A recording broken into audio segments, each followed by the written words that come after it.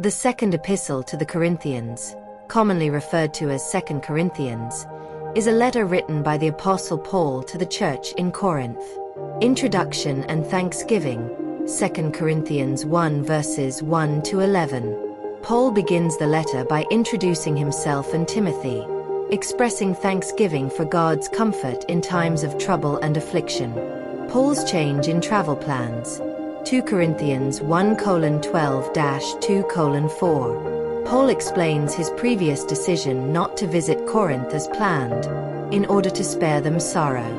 He reaffirms his love for the Corinthians and asks for forgiveness.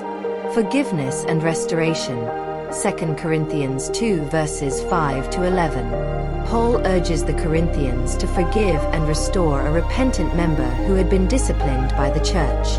Paul's ministry as a letter of Christ, 2 Corinthians 2:12-7:16. Paul defends his apostolic ministry, explaining that his suffering and hardships are proof of his authenticity.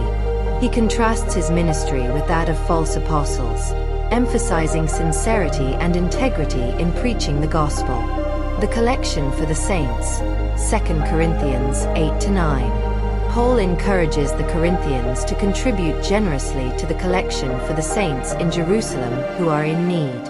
He emphasizes cheerful giving and God's abundant provision. Defense of Paul's apostleship, 2 Corinthians 10-13. Paul defends his apostolic authority against attacks from false teachers who have influenced the Corinthians.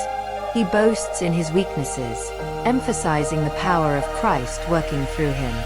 Final greetings and exhortation, 2 Corinthians 13 verses 11-14.